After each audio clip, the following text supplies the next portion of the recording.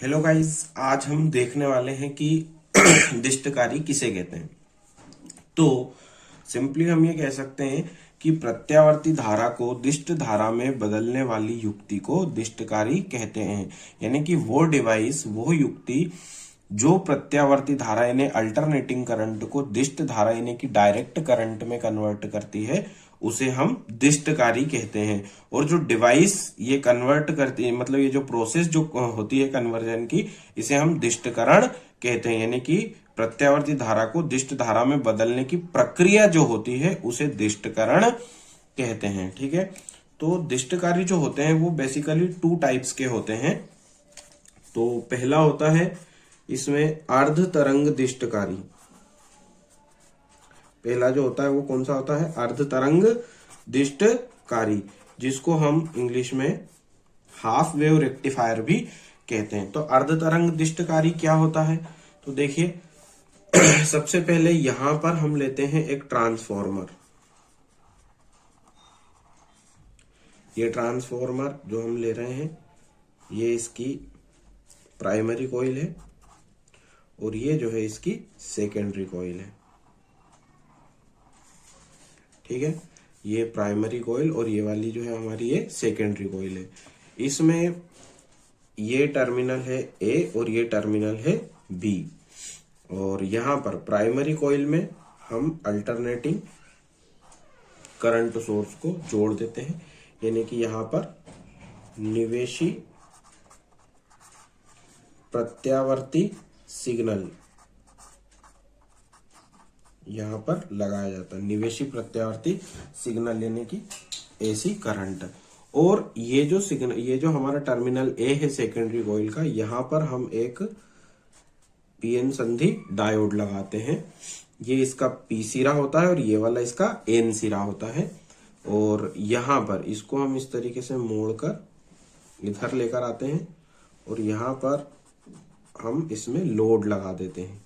ये जो टर्मिनल है ये सी है और ये टर्मिनल डी है, इनके बीच में हमने लगा दिया है लोड, जिसको हम आर एल से रिप्रेजेंट करते हैं। यानी कि जो भी हमारा आउटपुट वोल्टेज, आउटपुट करंट होगा वो हमें ये सी और डी के बीच में हमें प्राप्त होगा। तो बेसिकली ये इसमें जो दिष्टकारी है वो कौन है? ये पीएन संधि डायोड जो हमने लगाया, यही क्या काम करता है? दिष्टकारी का काम करता है। ट्रांसफॉर्मर जो होता है, ये जो आप देख रहे हैं प्राइमरी कॉइल, सेकेंडरी कॉइल, तो ये जो ट्रांसफॉर्मर है, ये ट्रांसफॉर्मर बेसिकली काम करता है लो वोल्टेज को हाई वोल्टेज में और हाई वोल्टेज को लो वोल्टेज में कन्वर्ट करने का। और इसी तरीके से हाई करंट है तो उसको लो करंट में, लो करंट को हाई करंट में ये कन्वर्ट करने का काम करता है। ये दिष्टकारी नहीं है। दिष्टकारी कौन है? सिर्फ हमारा डायोड जो है वो हमारा दिष्टकारी है। तो अब ये कैसे काम करता है? तो यहां पर आपको मैं बताता हूं कि यहां पर होता है कि जैसे कि ये इनपुट सिग्नल मैं आपको बताता हूं कि इनपुट पर जो हमें करंट मिलता है वो हमें इस प्रकार से मिलता है। ये हमारा इनपुट सिग्नल है। ठीक है, और आउटपुट पर जो हमें करंट मिलता है वो किस प्रकार से मिलता है? ये हमारा है निवेशी सिग्नल वाला वक्र, निवेशी सिग्नल, और ये हमारा निर्गत सिग्नल। तो यहाँ पर ये कैसे काम करता है? तो जैसे ही जब हम देख रहे हैं यहाँ पर कि ये ग्राफ भी आपको इसमें बनाना पड़ेगा, दोनों आपको चित्र इसमें बनाने पड़ेंगे। जैसे मैं बनाता जा रहा हूं वैसे ही आपको सेम टू सेम यहाँ पर चित्र बनाने पड़ेंगे, दोनों के दोनों। ठीक है, तो देखिए जब निवेशी सिग्नल का, किसका? निवेशी सिग्नल का ये धनात्मक चक्र, ये पॉजिटिव हाफ साइकिल और ये नेगेटिव हाफ साइकिल। ठीक है, ये वाला पॉजिटिव हाफ साइकिल और ये वाला नेगेटिव हाफ साइकिल। तो जब पॉजिटिव हाफ साइकिल यानी कि अर्ध धनात्मक चक्र होता है तो सिरा ए जो है वो धन विभव पर होता है, धनात्मक विभव पर, और बी जो है वो ऋणात्मक विभव पर होता है। तो ऐसे में पी सिरा जो है इसका क्या बोलते हैं, डायोड का पी सिरा प्लस से जुड़ गया, इसका मतलब ये हो गया अग्र अभिनति में यानी कि फॉरवर्ड बायस में। तो जब डायोड अग्र अभिनति या फॉरवर्ड बायस में होता है तो इसका रेजिस्टेंस बहुत ही कम होता है और इसमें से करंट फ्लो हो सकता है। तो एक तो हमारा ये नेगेटिव टर्मिनल तो यहाँ पर ऑलरेडी कनेक्टेड है और प्लस वाला करंट भी यहाँ से फ्लो होते हुए यहाँ पर पहुंच रहा है, मतलब कि हमें सी और डी यानी कि लोड पर हमें करंट प्राप्त होगा। तो हम उसके लिए इस प्रकार से कर्व बना देंगे। लेकिन जैसे ही अल्टरनेटिंग करंट का नेगेटिव हाफ साइकिल होता है तो जो ए टर्मिनल है ये नेगेटिव टर्मिनल पर हो जाता है और जो बी वाला है वो पॉजिटिव टर्मिनल पर हो जाता है। अब यहाँ पर हम क्लियरली देख सकते हैं कि जो डायोड है वो नेगेटिव टर्मिनल से कनेक्टेड हो गया। इसका जो पी सिरा है वो नेगेटिव टर्मिनल से कनेक्टेड है। इसका मतलब कि डायोड अब हमारा पश्च अभिनति यानी कि रिवर्स बायस में, इसमें रेजिस्टेंस मैक्सिमम होता है और करंट जो फ्लो होता है तो सिर्फ वो भंजन विभव पर ही फ्लो होता है, नॉर्मल कंडीशन में करंट फ्लो नहीं होता है। तो हमें यहाँ पर करंट मिलेगा क्या? तो हमें करंट यहाँ पर बिल्कुल नहीं मिलेगा, तो यहाँ पर ये खाली जगह छूट जाएगी, मतलब कोई करंट फ्लो नहीं हुआ। फिर सिमिलरली जैसे ही पॉजिटिव हाफ साइकिल आएगा तो ए सिरा पॉजिटिव हो जाएगा और बी सिरा नेगेटिव हो जाएगा। तो जैसे ही ए पॉजिटिव हुआ डायोड हमारा अग्रविनति में यानी कि फॉरवर्ड बायस में आ जाएगा और हमें यहाँ पर करंट मिल जाएगा। जैसे ही हमारा नेगेटिव साइकिल आएगा तो फिर से ए सिरा नेगेटिव हो जाएगा यानी डायोड रिवर्स बायस में जाएगा और हमें करंट प्राप्त नहीं होगा। तो हम यहाँ पर क्लियरली देख सकते हैं कि ये जो अर्ध तरंग दिष्टकारी है ये क्या करता है कि अल्टरनेटिंग करंट की फुल वेव को डायरेक्ट करंट में कन्वर्ट नहीं कर पा रहा है। ये सिर्फ आधी तरंग को यानी कि सिर्फ हमें पॉजिटिव हाफ साइकिल पर ही ये करंट दे पा रहा है, नेगेटिव हाफ साइकिल पर हमें करंट नहीं दे रहा है। देखिए यहाँ पर तो हमें करंट यहाँ पर रुक रुक कर प्राप्त हो रहा है, इसलिए हम इसको कहते हैं अर्ध तरंग दिष्टकारी।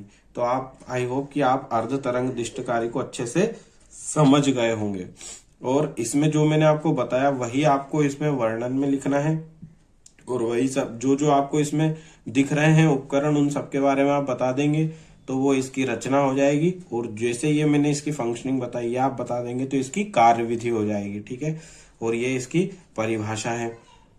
और अर्ध तरंग दिष्टकारी की परिभाषा यदि आपको लिखनी हो तो आप लिख सकते हैं कि वह दिष्टकारी जो प्रत्यावर्ती धारा की आधी तरंग को ही अर्थात सिर्फ धनात्मक चक्र में ही हमें दिष्ट धारा प्रदान करता है उसे अर्ध तरंग दिष्टकारी कहते हैं। ये इसकी सिंपल सी डेफिनेशन है, ठीक है।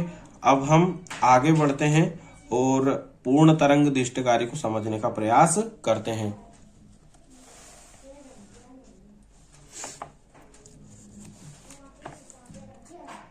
बात कर रहे हैं हम पूर्ण तरंग दिष्टकारी की। तो पूर्ण तरंग दिष्टकारी क्या है? तो अर्ध तरंग दिष्टकारी की ही तरह पूर्ण तरंग दिष्टकारी भी एक ऐसी युक्ति है जो प्रत्यावर्ती धारा को दिष्ट धारा में ही बदलती है, कन्वर्ट करती है, लेकिन ये प्रत्यावर्ती धारा की पूरी तरंग को दिष्ट धारा में परिवर्तित कर देती है, इसलिए हम इसे पूर्ण तरंग दिष्टकारी कहते हैं। अर्थात ये हमें धनात्मक चक्र में भी धारा प्रदान करता है और ऋणात्मक चक्र में भी धारा प्रदान करता है। तो देखिए इसका मैं आपको पूरा चित्र बना के बता देता हूं कैसे ये काम करता है। तो पहले की तरह ही इसमें भी एक ट्रांसफार्मर लगाते हैं जिसकी ये प्राइमरी कॉइल है और ये इसकी जो है वो सेकेंडरी कॉइल है। यहां पर ध्यान देने वाली बात यह है कि प्राइमरी मतलब ये जो अर्ध तरंग दिष्टकारी है पूर्ण तरंग दिष्टकारी इनकी जो सेकेंडरी कॉइल होती है इसमें फेरों की संख्या कम होती है प्राइमरी कॉइल से, क्योंकि ये अपचाई ट्रांसफार्मर होता है जो वोल्टेज को कम कर देता है, ठीक है। तो ये ध्यान देने वाली बात है। तो इसमें प्राइमरी कॉइल में पहले की तरह ही हमने क्या लगा दिया, इसमें निवेशी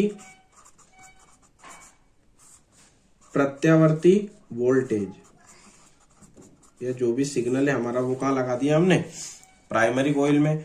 और ये ट्रांसफार्मर की कौन सी कॉइल है, सेकेंडरी। तो इस सेकेंडरी कॉइल में सबसे पहले एक डायोड लगाया जिसका नाम लिया हमने D1, फिर हमने दूसरा डायोड लगाया जिसका नाम लिया हमने D2।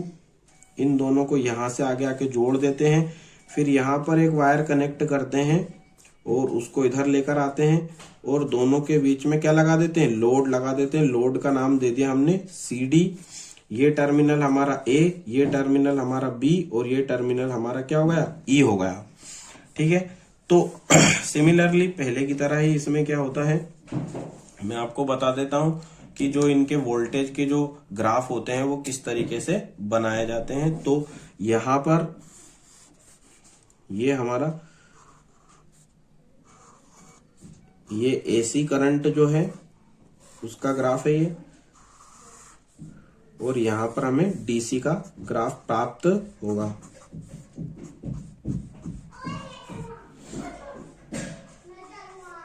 ठीक है, तो इसमें क्या होता है, देखिए ये पॉजिटिव साइकिल है और ये नेगेटिव, ये पॉजिटिव और ये नेगेटिव।